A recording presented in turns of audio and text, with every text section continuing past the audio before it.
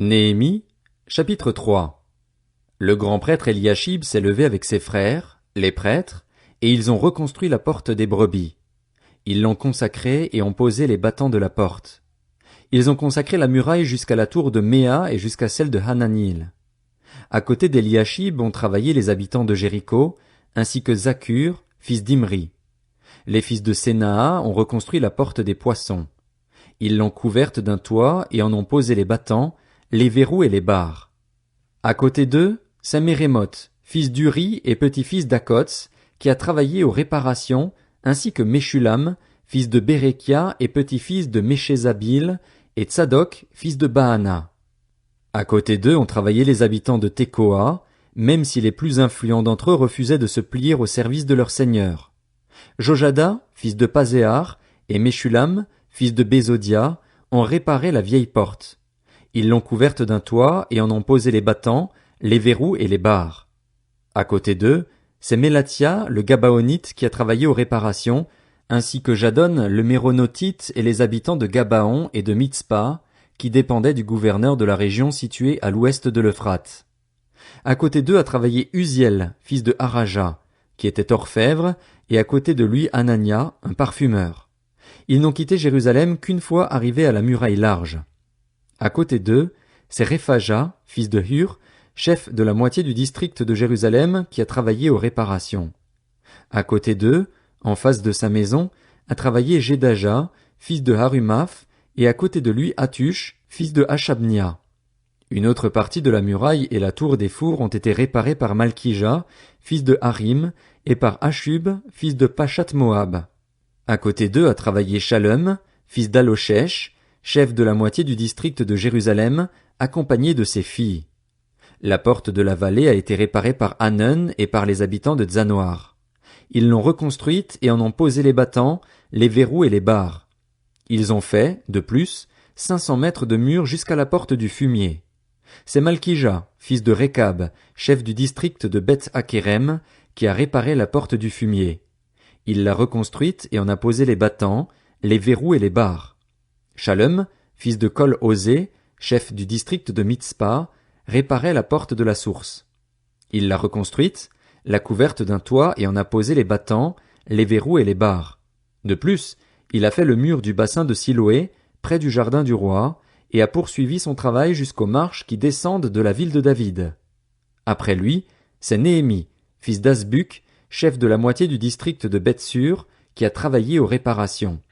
Il est allé jusqu'en face des tombeaux de David, jusqu'au bassin artificiel et jusqu'à la maison des hommes vaillants. Après lui ont travaillé les Lévites sous la direction de Réhum, fils de Bani. À côté de lui a travaillé Hashabia, chef de la moitié du district de Keïla, pour son district. Après lui ont travaillé leurs frères sous la direction de Bavaï, fils de Henadad, chef de la moitié du district de Keïla.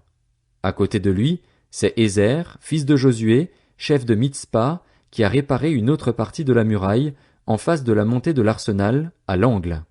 Après lui, Baruch, fils de Zabaï, s'est montré plein d'ardeur. Il a réparé une autre partie, depuis l'angle jusqu'à la porte de la maison du grand prêtre Eliashib. Après lui, Mérémoth, fils d'Uri et petit-fils d'Akots, a réparé une autre partie, depuis la porte de la maison d'Eliashib jusqu'à l'extrémité de cette maison. Après lui ont travaillé les prêtres qui habitaient la plaine. Après eux, Benjamin et Hashub ont travaillé en face de leur maison. Après eux, Azaria, fils de Maazéja et petit-fils d'Anania, a travaillé à côté de la sienne. Après lui, c'est Binui, fils de Henadad, qui a réparé une autre partie, depuis la maison d'Azaria jusqu'à l'angle et jusqu'au coin. Palal, fils d'Uzaï, a travaillé en face de l'angle et de la haute tour qui dépasse du palais royal et est adjacente à la cour de la prison. Après lui a travaillé Pédaja, fils de Paréosh. Les serviteurs du temple installés sur la colline de l'Ophel ont travaillé jusqu'en face de la porte des eaux, à l'est, et de la tour qui dépasse.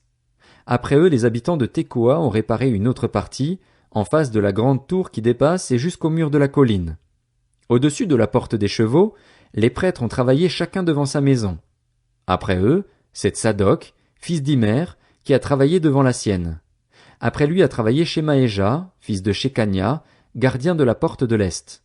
Après lui, ce sont Anania, fils de Shélémia, et Hanun, le 6e fils de Tsalaph, qui ont réparé une autre partie de la muraille. Après eux, Meshulam, fils de Bérekia, a travaillé en face de sa chambre. Après lui, Malkija, un orfèvre, a travaillé jusqu'à la maison des serviteurs du temple et des marchands, en face de la porte de Mifkad, et jusqu'à la chambre à l'étage qui se trouve au coin. Les orfèvres et les marchands ont travaillé entre la chambre à l'étage qui se trouve au coin et la porte des brebis. Lorsque Sanballat a appris que nous étions en train de reconstruire la muraille, il s'est mis en colère et s'est montré très irrité. Il s'est moqué des Juifs et a dit devant ses frères et devant les soldats de Samarie: « Que font donc ces misérables Juifs? Va-t-on les laisser faire? Vont-ils offrir des sacrifices? Vont-ils finir leurs tâches dans la journée? Vont-ils redonner vie à des pierres ensevelies sous des tas de poussière et réduites en cendres? » Tobija l'ammonite était à côté de lui.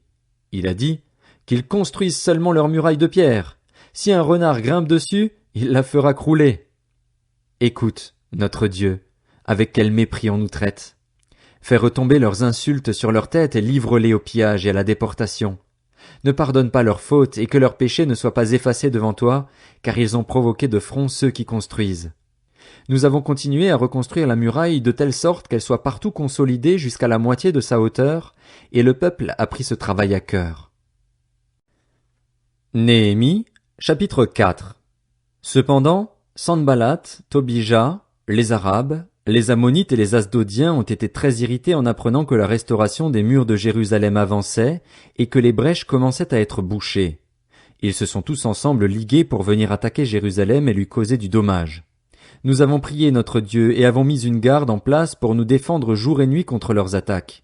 Toutefois, les Judéens disaient: « La force des porteurs de fardeaux va faiblissant et il y a tellement de décombres que nous ne parviendrons pas à reconstruire la muraille. » Quant à nos adversaires, ils disaient: « Ils ne sauront et ne verront rien jusqu'à ce que nous arrivions au milieu d'eux. Nous les tuerons alors et nous ferons ainsi cesser le travail. » Or, les Juifs qui habitaient près d'eux sont venus 10 fois nous avertir, de tous leurs lieux de domicile. « Il faut que vous reveniez chez nous. » J'ai donc posté le peuple par famille, tous avec leurs épées, leurs lances et leurs arcs, en contrebas derrière la muraille, aux endroits abrités. Après avoir tout inspecté, je me suis levé pour dire aux nobles, aux magistrats et au reste du peuple: « N'ayez pas peur d'eux. Souvenez-vous du Seigneur grand et redoutable et combattez pour vos frères, vos fils et vos filles, vos femmes et vos maisons. » Lorsque nos ennemis ont appris que nous étions au courant de tout, Dieu a réduit leur projet à néant et nous sommes tous retournés à la muraille, chacun à son travail. Depuis ce jour, la moitié de mes serviteurs travaillaient à la construction, tandis que l'autre moitié était armée de lances, de boucliers, d'arcs et de cuirasses. Quant au chef, il soutenait toute la communauté de Juda. Ceux qui construisaient la muraille et ceux qui portaient ou chargeaient les fardeaux travaillaient d'une main et tenaient une arme de jet de l'autre. Chacun des constructeurs gardait son épée attachée à la taille tout en travaillant, et le sonneur de trompette restait à côté de moi. J'ai alors dit aux nobles, aux magistrats et au reste du peuple: « Le travail est immense et le chantier étendu, si bien que nous sommes dispersés sur la muraille, éloignés les uns des autres. Au son de la trompette, rassemblez-vous près de nous, à l'endroit où vous l'entendrez sonner, et notre Dieu combattra pour nous. » Nous avons donc poursuivi notre travail, la moitié des hommes gardant la lance à la main depuis le lever de l'aurore jusqu'à l'apparition des étoiles. À la même époque, j'ai encore dit au peuple: « Que chacun passe la nuit à l'intérieur de Jérusalem avec son serviteur. Montons la garde pendant la nuit et travaillons pendant la journée. » Ainsi, nous ne quittions pas nos vêtements, ni moi, ni mes frères, ni mes serviteurs, ni les hommes de garde qui me suivaient. Chacun gardait son arme, même pour se laver. Néhémie, chapitre 5. Les gens du peuple et leurs femmes avaient à se plaindre gravement de leurs frères juifs. Les uns disaient: « Avec nos fils et nos filles, nous sommes nombreux. Nous voulons recevoir du blé afin de pouvoir manger et rester en vie. » D'autres disaient: « Nous devons donner nos champs, nos vignes et nos maisons comme gage pour recevoir du blé pendant la famine. » D'autres encore disaient: « Nous avons dû emprunter de l'argent en hypothéquant nos champs et nos vignes pour payer le tribut du roi. En réalité, notre chair est pareille à celle de nos frères, nos enfants sont pareils aux leurs, et pourtant, nous devons vendre nos fils et nos filles comme esclaves. Plusieurs de nos filles le sont déjà, et nous sommes sans ressources puisque nos champs et nos vignes sont devenus la propriété d'autrui. » J'ai été très irrité en prenant connaissance de leurs plaintes et de ces faits, et j'ai pris la ferme décision d'adresser des reproches aux nobles et aux magistrats. Je leur ai dit: « Vous prêtez à intérêt à vos frères. J'ai convoqué une grande assemblée pour traiter leur situation et je leur ai dit, nous avons nous-mêmes racheté, en fonction de nos possibilités, nos frères juifs vendus aux nations, mais vous, vous vendez vos frères et vous osez nous les vendre à nous. Ils ont gardé le silence, ne trouvant rien à répondre. J'ai ajouté, ce que vous faites n'est pas bien. Ne devriez-vous pas marcher dans la crainte de notre Dieu, ne serait-ce que pour éviter les insultes des nations qui nous sont hostiles? Moi-même, avec mes frères et mes serviteurs, nous leur prêtons de l'argent et du blé. Renonçons donc à ce qu'ils nous doivent. Rendez-leur aujourd'hui leurs champs, leurs vignes, leurs oliviers et leurs maisons ainsi que l'intérêt que vous avez exigé d'eux, le centième de l'argent, du blé, du vin nouveau et de l'huile. Ils ont répondu, nous allons les rendre et nous n'allons rien exiger d'eux. Nous allons faire ce que tu dis. Après avoir appelé les prêtres, je leur ai fait jurer de tenir parole. J'ai même secoué la poche de mon manteau en disant, que Dieu secoue de la même manière, pour l'arracher à sa maison et à ses biens, tout homme qui n'aura pas agi de façon à respecter cet engagement. Qu'un tel homme soit ainsi secoué et se retrouve les mains vides. Toute l'assemblée a dit, Amen, et a célébré l'Éternel. Et le peuple a tenu parole. De plus, dès le jour où le roi m'a désigné pour que je sois leur gouverneur dans le pays de Juda, soit depuis la 20e année du règne d'Artaxerxès et jusqu'à la 32e année, pendant ces 12 ans, ni moi ni ma parenté n'avons vécu des revenus octroyés au gouverneur. Mes prédécesseurs faisaient peser de lourdes charges sur le peuple, ils exigeaient de lui du pain et du vin, ainsi que 40 pièces d'argent. Leurs serviteurs, eux aussi, exerçaient une domination sur le peuple. Pour ma part, je n'ai pas agi de cette manière, et ce, par crainte de Dieu. J'ai même travaillé à la réparation de cette muraille et je n'ai acheté aucun champ. De plus, mes serviteurs étaient tous ensemble occupés à ce travail. J'admettais à ma table 150 juifs et magistrats, sans compter ceux qui venaient chez nous des nations environnantes. Chaque jour, on m'apprêtait un bœuf, 6 moutons de choix et de la volaille, et ceux à mes frais, et tous les 10 jours on préparait en abondance toutes sortes de vins. Malgré cela, je n'ai pas réclamé les revenus octroyés au gouverneur, car de lourdes charges pesaient déjà sur ce peuple. Mon Dieu, souviens-toi pour mon bien de tout ce que j'ai fait pour ce peuple.